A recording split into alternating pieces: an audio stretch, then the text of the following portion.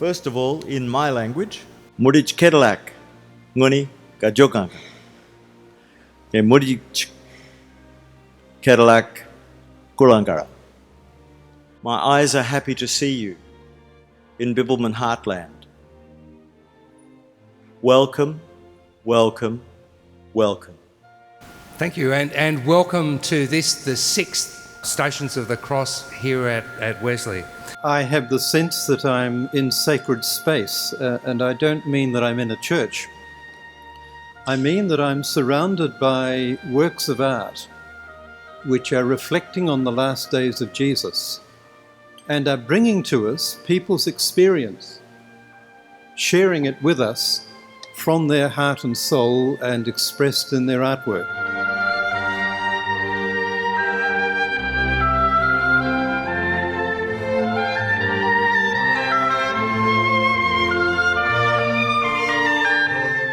I feel like I've been painting Stations of the Cross for many years. I just think it's a pretty powerful narrative that we're working with that is it's changed the course of history really in many ways. I'm well acquainted with the Stations of the Cross, but it's a journey as life is, and they're the steps that he's taken along the way. You fall, you get up, life ends as it does for all of us. Well, I like to think that the poetry of the Christ story can connect individually with people, though the accounts of that from the different people might be quite contrasting. There's something for me in Christ's story that keeps visiting me.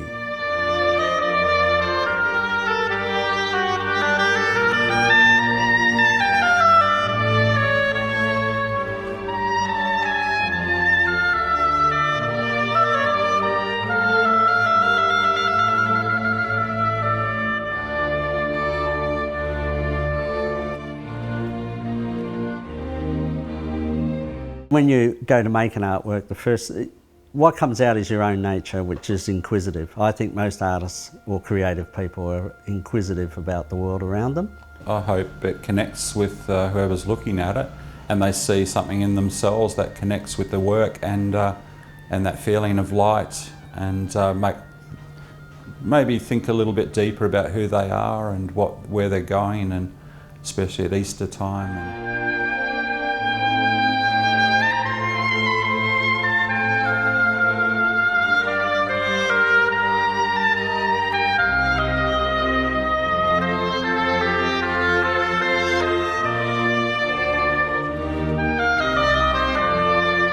Condemned to die is called malubaya, which basically means becoming death or about to die.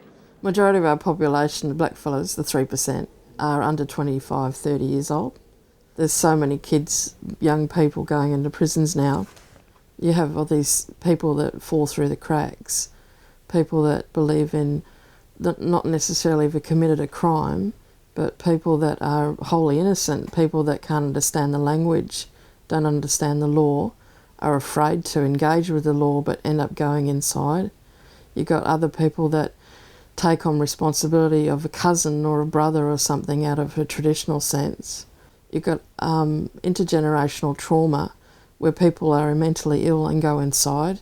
There's some people that go inside because they haven't even been charged. So I'm thinking in terms of holy innocence and what that means, and acts of love and what that meant for Jesus going in. And when he stood up and said, "I am," to Pontius Pilate and all that lot, he was basically saying, this is who I am and this is my belief and my system and the people I love, and I represent that. What you see after that is the journey of what that means. And then after that, you actually understand what, we as a part of community of humanity is. So, and that story resonates not only in Christianity, but in Buddy Mai too. There are stories of that. What resistance fighters are people saying, I am. They represent the love in their community and their people. So when they say, I am this, they're willing to fight for that. And what that means is basically, it's not a symbol of divine at all. It's a symbol of, you know, spiritual fingerprint. It's like it's saying this person's got holy bits on them.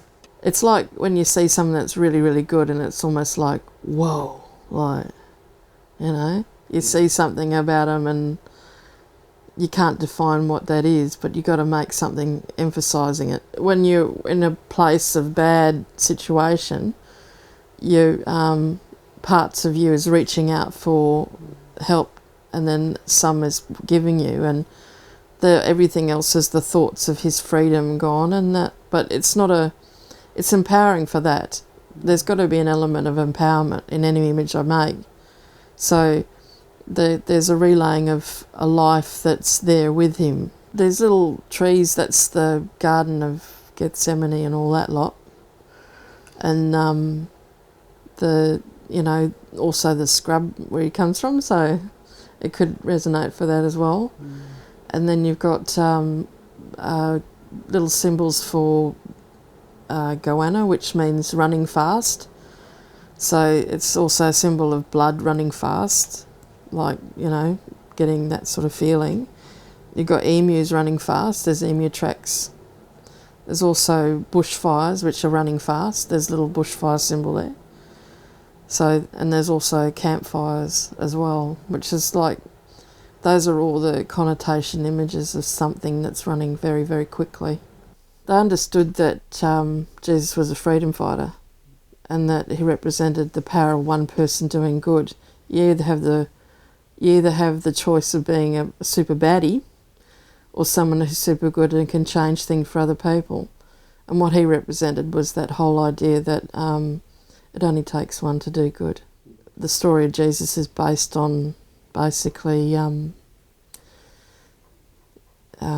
the rights of the oppressed, really.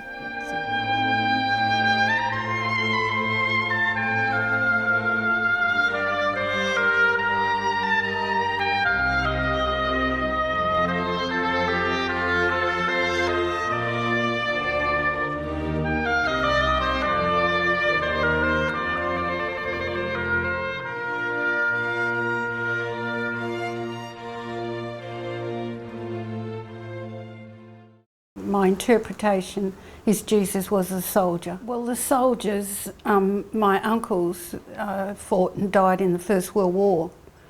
And the first thing I thought of that Jesus fought for our souls, so to speak. He gave up his life for something, you know, that he believed in. Most of all, he believed in people and their, you know, their goodness. I'm Indigenous, and my family, you know, the soldiers, the family soldiers went to war, and the ones that came home, the others that didn't are buried in France, but the ones that came home, they had no rights or anything when they came back. You know, they went back to the way it was before. Sculpturing from the bush is keeping the bush, because there's no wire or anything in my work, it's layers. And so for the soldier, now I look at him coming from the earth, and eventually he will go back.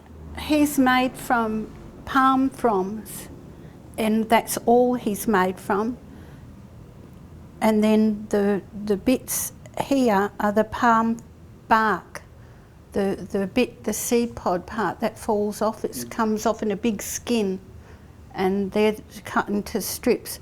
That's the palm bark, and of course purple material I have used, and palm frond underneath that to make the crosses, and a palm branch, and I've just left the fronds on the branch. And that's all he is, and the actual branch makes up the cross he's holding. I'm well acquainted with the Stations of the Cross, but it's a journey, as life is, and they're the steps that he's taken along the way.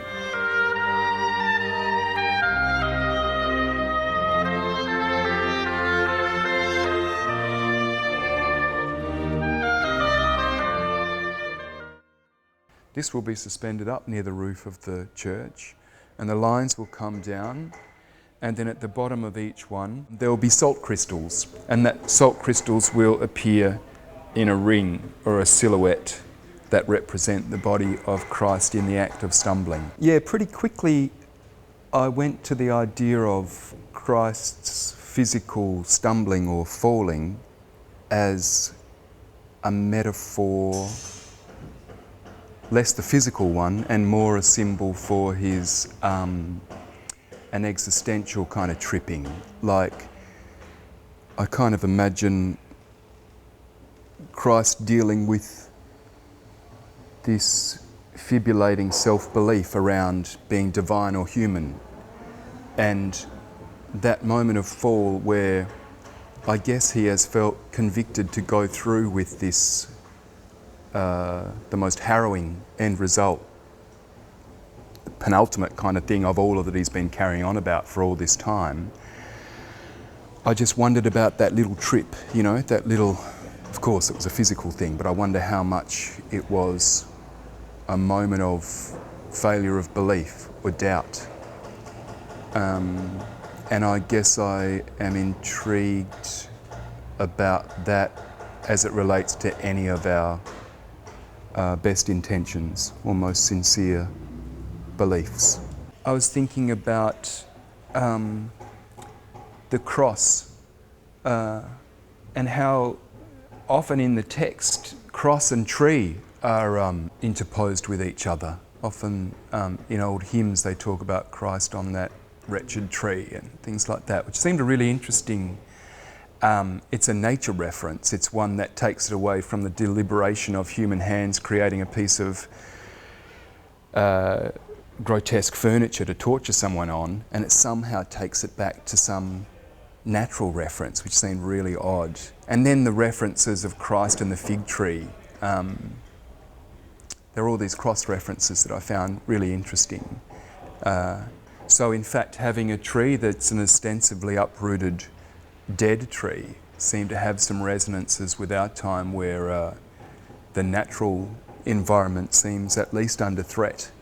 And dead trees are increasingly becoming symbols of that, that human threat. I've been doing a fair bit of support around protest for against the government's policy around asylum seekers. That's had me think about the worth, inherent worth of human beings. The salt in this thing is a reference as well that kind of came out of that biblical in Matthew about the salt of the earth and when something loses its saltiness. And I wonder about that moment when Christ was stumbling, if in fact, he wondered if in fact his saltiness was, I think the reference is that you scatter it, you throw it out on the street, and there's almost like something like that falling. The salt of the earth is some kind of reference to an inherent value that's kind of irreducible across human beings, I would imagine, regardless of, as is biblical, gender, race, creed, etc. And we're part of a society which is actively choosing to maintain that tenet within our country and making concentration camps full of torture.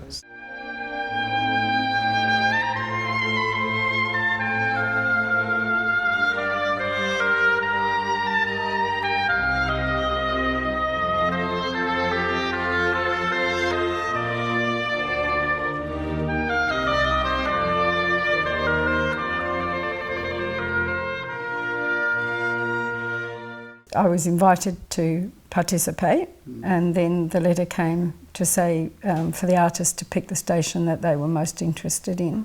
And Catherine and I had spoken at one point.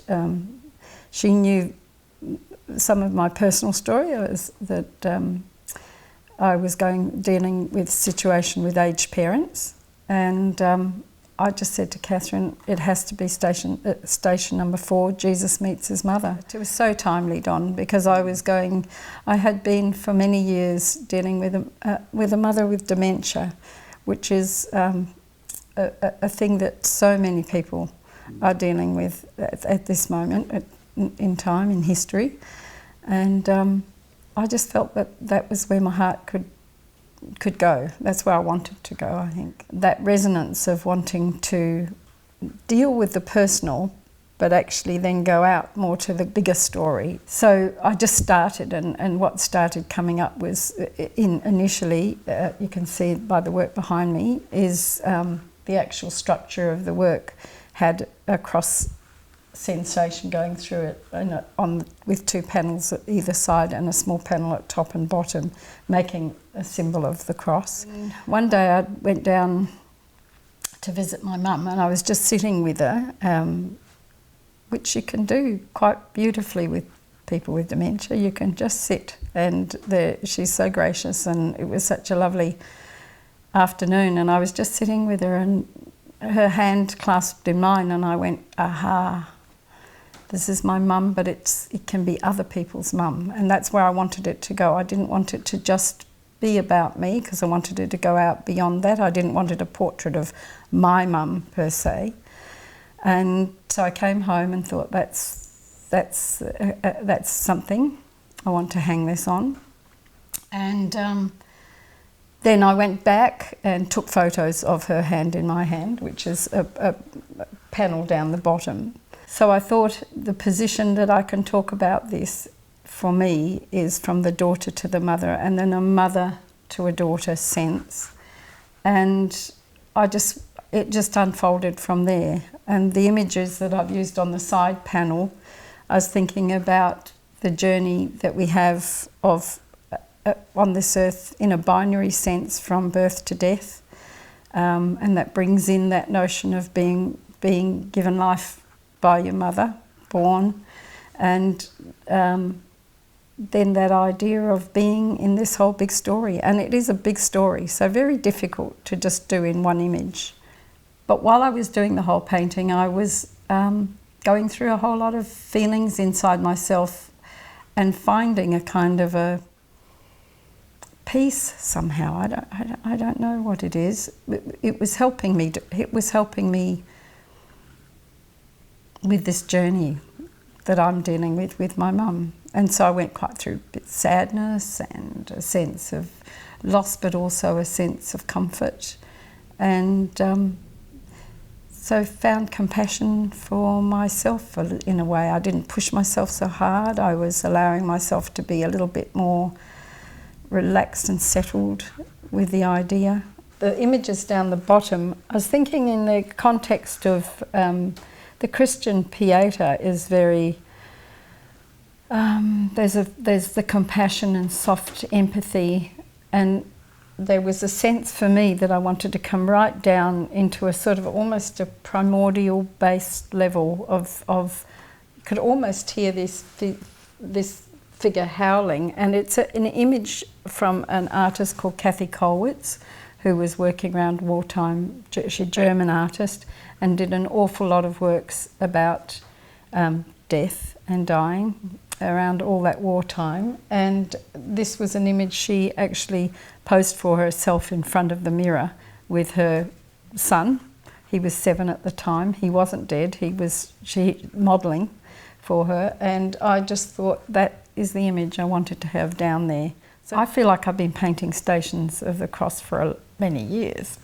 I think I go in and out of it, and I think that's why it resonates so well or so powerfully, because I think it is part of the human journey. I think we all fall, we all get up, we are all levelled, we take the wind's taken out of our sails, the slings and arrows of life hit us all the time.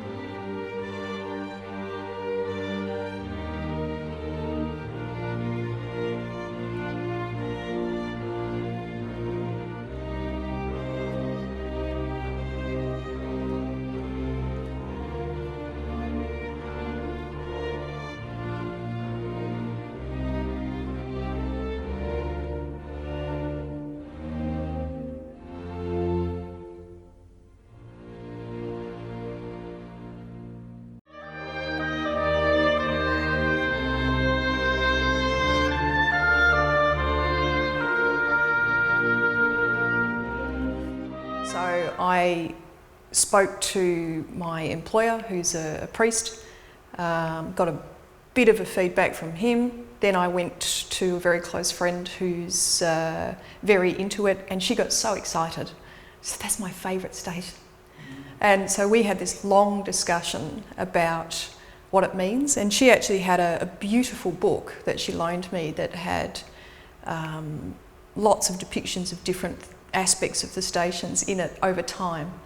And I was looking through that, and it gave me a sense of the history of it. I'm really interested in exploring a person's internal state, their intentionality, or if, as Daniel Dennett puts it, their intentional stance. So when they approach something or someone or a circumstance, what is their intention towards it, and what's driving that response.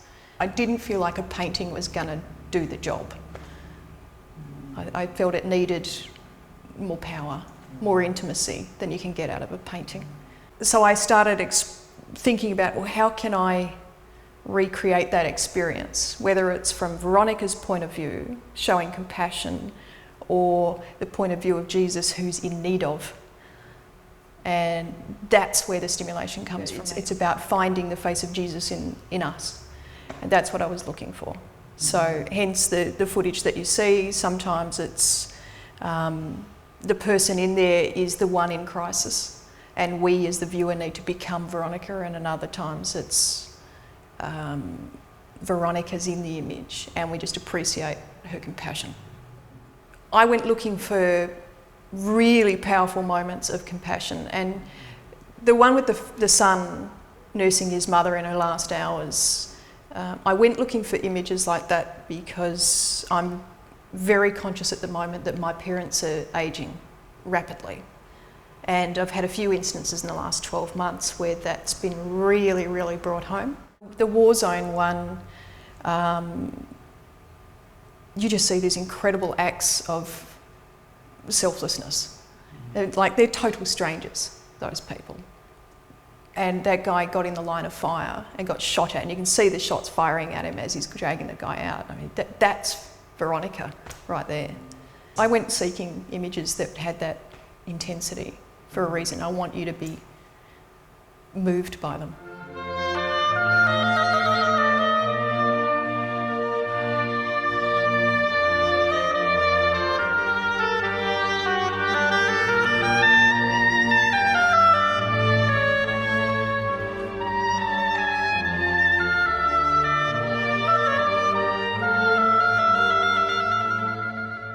Yeah, I was terrified of religious art, right? Because religious art has such weight attached to it. You know, it's always been a significant purveyor of imagery right up until, 1800s, 1900s. Religious art had this really powerful capacity to relay this message. The only way I could deal with it without bringing a whole lot of my own luggage, which is my belief systems and all that, was to deal with it personally, right? And that's how I've hoped to.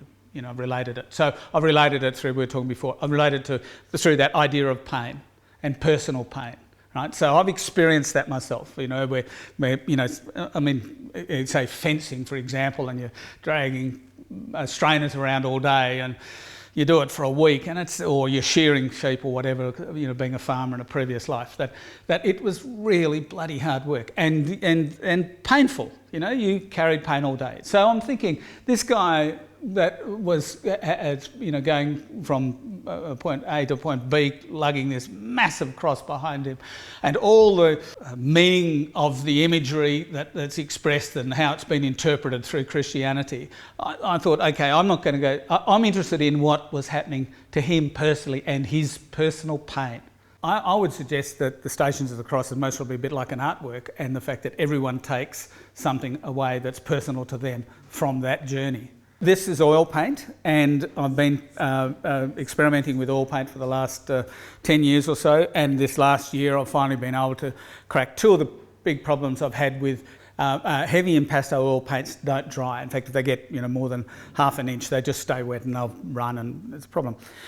So I've invented this way of adding about 4 or 5 ingredients into and using oil paints. What I've found is it's allowed me to use oil paint in a sculptural sense. That also, it's extremely tactile. People are really interested in touching it, and that visual tactility, where your eyeballs are touching it, and people then usually end up touching it with their fingers or whatever. But so that's one of the reasons I was also interested in using it, is because it kind of makes it personal to every viewer that comes along.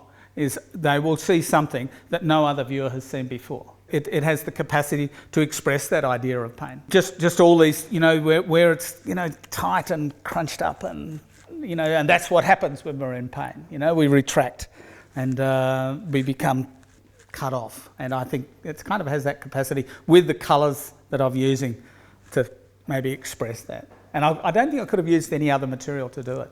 It would have been a completely different work. Yeah.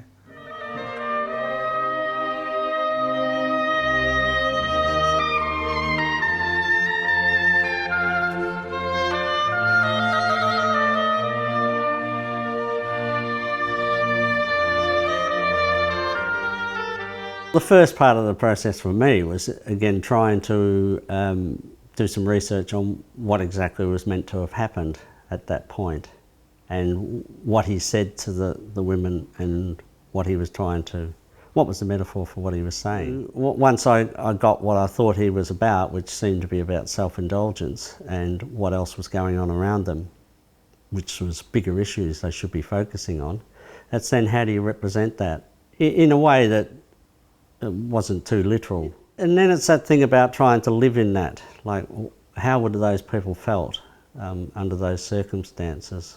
What was trying to be said? What was the message that needed to be somehow got across, that it would hold up hundreds of years later? The same sorts of issues are still current with us. So yeah, it's that process.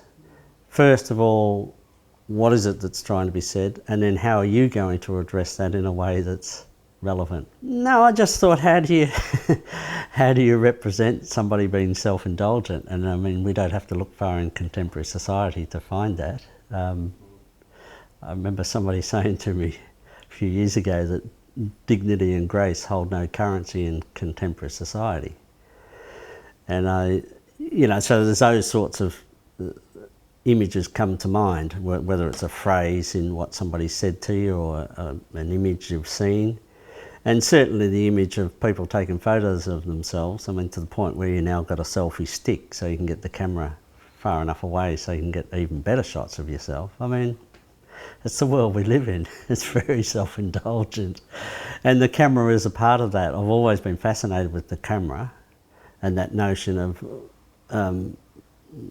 either you're being taken a photo of or you're taking the photo. So that whole voyeuristic element. So some of the images in the foreground, I mean, the crow is a symbol of death, and the bucket, well, they were at the well. From memory, they were at the well, but I didn't want to just have a bucket of water sitting there, so I liked the idea of the bucket being tipped over and the water spilt.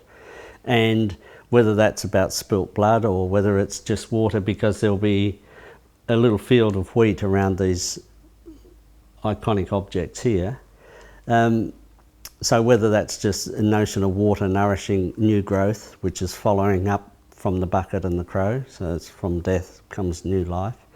So there's lots of things like that going on. There's even some of the images that point up, and in a lot of early religious paintings there was always somebody with their finger pointing to the heavens. So, and there is the moon with the crescent moon and things like that, which is not full moon, which could mean that the story is yet untold, full story is yet untold. So some of these images, even though the ladies are taking a selfie now, there's images in there which could relate to 100 years ago, 1,000 years ago. The time is kind of almost inconsequential in amongst the work.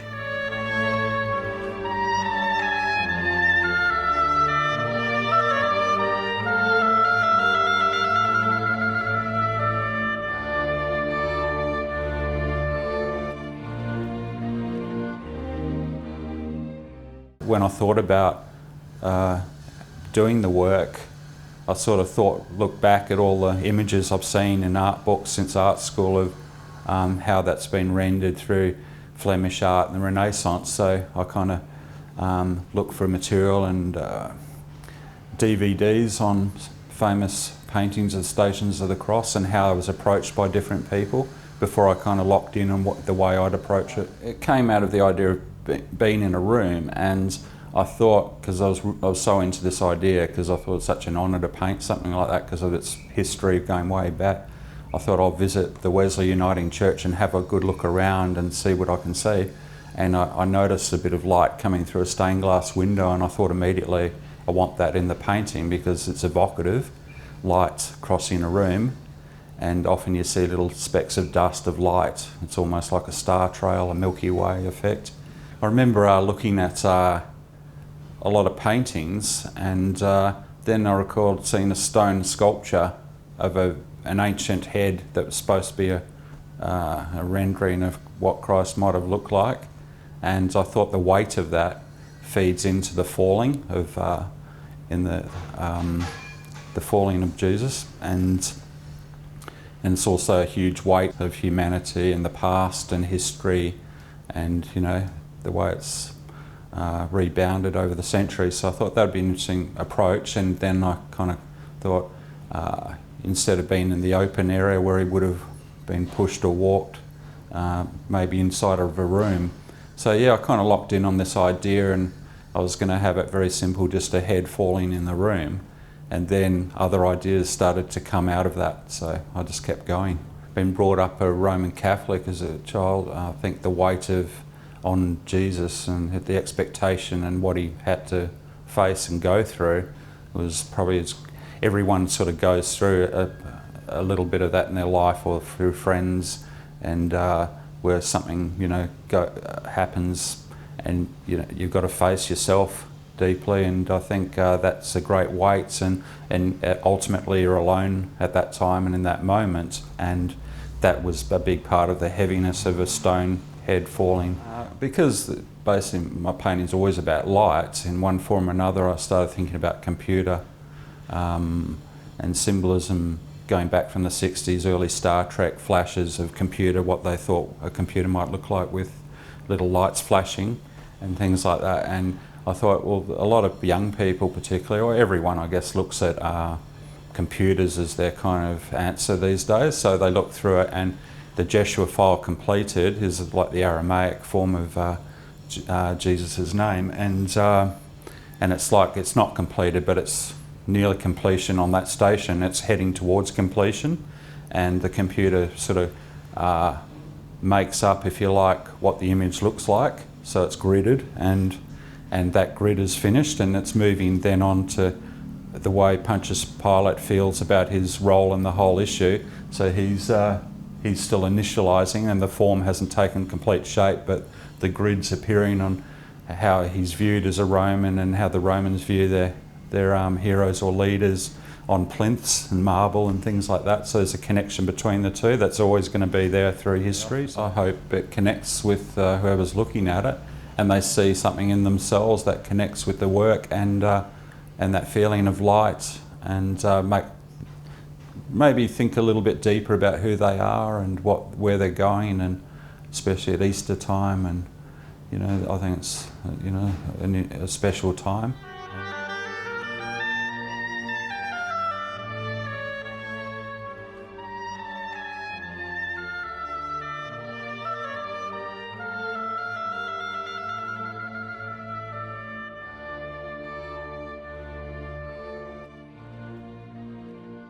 I was very excited about making the picture because of all the literal content, and because of what the picture is about. I want the picture to feel like Jesus has been stripped. I wanted to, on a personal level, try and feel maybe what those emotions, and I suppose that's the idea of what I want out of the viewer. I mean, at first, I thought of where Christianity has touched me. So I went to my grandmother, who I suppose, spoke a lot about Christianity and was very involved in Jesus and in that side of the inside of religion, which was a lovely place to go. And I worked from there. So from there, I was relating the stations to myself and to where I'm at as a person, and how maybe it how it's affected me, or how the stations affects me. I tried to put myself and sort of people around me in the historical position, and tried to feel the picture that way. Jesus is on a skateboard. Yes, the idea came from I suppose the cross, the timber of the cross, and it just developed from there. It was just sort of, I suppose it was a happy accident. I was working on Jesus and he was sitting on something which may have been the cross, and it developed into a skateboard. Sort of, so I went with that, and I think it worked okay. I suppose that's relating to the mixed emotions. And I suppose a lot of my pictures have got to do with what it is to be good, and I suppose I've related that to the stuff that went on at the cross. That's a strong emotion, and I'm not sure if it's a positive or negative one. Let's see, I've got some family members involved in the picture. Some people that are very close to me, some people that I love and respect, and I've also got some people in the picture that I definitely don't. So I've sort of tried to I'm trying to place people in the I suppose in the position, in the situation, so that I can relate to it. I think I could have easily applied the intent of this picture to any of the stations. I think I was trying for quite a broad overview.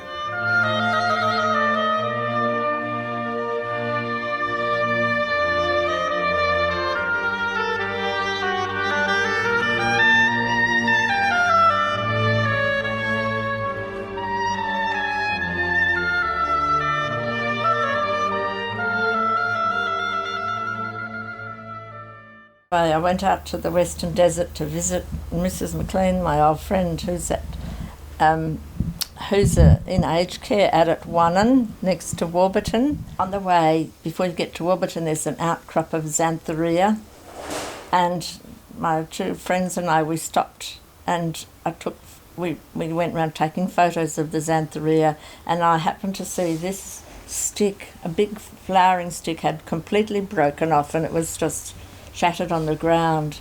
So I looked at it, and as I'm a terrible scavenger, I decided I'd bring it home because it was quite powerful looking. Anyway, I brought it home, and this is what's become this cross. You can see the flowering head on it. It's a prickly thing. It's a brute of a thing. Anyway, I decided that would be the cross, and that's the main stick. And then the crossbar is that one out, that Xantheria out the front had a huge flowering stem on, and the east wind knocked it off and on the ground. Terrible, because it hadn't started to open the flowers. It was dreadful. And they only have a stick about every 3 or 4 years. So that became the crossbar. So then I had this red blanket, which is a red oncoparinga, which I've been using for years, this nice red thing. So I covered it, and this is kind of designed to make it, strings are like antenna, these are like antenna, you know, reaching out and feeling things. Anyway, so then I'd made the cross with the flowering head and the blanket, and I always wanted to use this piece of plaiting. It's plaiting, this cellophane plaiting, because my father plaited it when he was in the war up in Tarakana, Morotai, and he was a very handy man. He could do lots of stuff, and those days everybody smoked and the cigarette packets had cellophane wrappings on, quite a substantial piece of cellophane. So he would collect it. The people up there who are very expert platters, the Indigenous people, they showed him how to plait like this. But this is very, very beautifully done, a piece of cellophane, 4-strand plaiting. So, and the fact that it's so meticulous, is quite profound. And it's 1944, it's 60 or 70 years ago. It's still holding together. Anyway, it's been in our house all those years. And I asked my father several times about it, and he told me the story. Anyway, that's why I decided to use it now, because that war and the stories he told us was so gruesome. Well, he told me, and so terrible. Man's inhumanity to man knows no boundaries.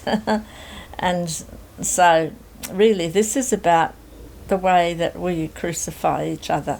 That's what it's about. And he told me a couple of stories, 3 of them were out on patrol, and they found this woman, she was pregnant and she'd been bayoneted in the stomach. And the 3 men, none of them could shoot her, so they just sat with her, and she passed away a few hours later. But, how's that for crucifixion, And it's not just that, it's also, the violence that I've seen from the work I've done over the years. It's just, we all know it's dreadful, And so really, this is what this is about. This is about man crucifying man. As I called it, the crucifixion of the fathers. My art's always a very personal social statement. It's got to have a meaning for me. I really want to show this is an answer to a question. And that's really an answer to a question.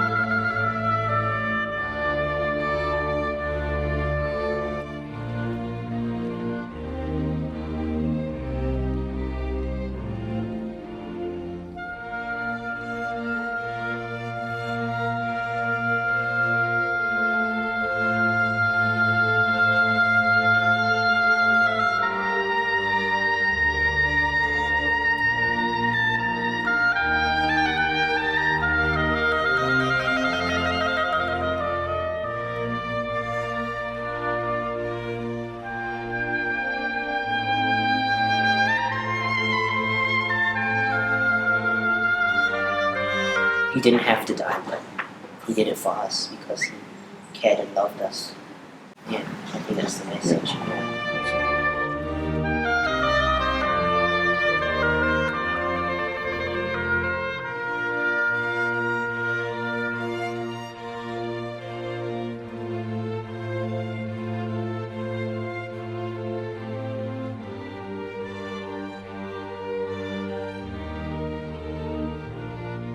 When I make my own art, I make a choice to discard a lot of information. So I will start with a wider picture and it will get narrower until it actually focuses on a particular idea.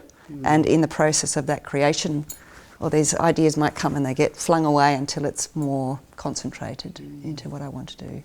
So with this painting, I had a particular idea that I wanted to do. So I kind of see it as an idea, and then I have to start the process of trying to make it happen. So in this instance, I worked with some models, and I considered the site that I would like to place those models in. And so I had a few different options. So I thought, oh, this might work, this might work, this might work. So I might try a range of them and then go, okay, now that I can actually see that, from here onto here as a photograph, that's not really what I'm after. So it's kind of like it's a loose idea, and there's possibilities, and eventually that will become discarded. Okay, that was an idea that isn't going to work, but I think this one will be better, and then that becomes a little bit more focused. And then at the same time, once you start that process of turning the idea into an artwork, some things also still something comes in, something goes out. It's not like it's completely finished in your head. There's still a sense of openness for change in the process. So even though the idea is fairly strong, it's not completely finished or completely succinct, and it still evolves with time. Yeah. I wanted to give it a contemporary context, and as an artist I work a lot with the female form, I work a lot with the domestic environments. So it seemed a natural location to site it in a bedroom, and I know in terms of that point of separation from people, that often the bedroom is the place where a lot of people finish their life. So that seemed definitely the most natural location.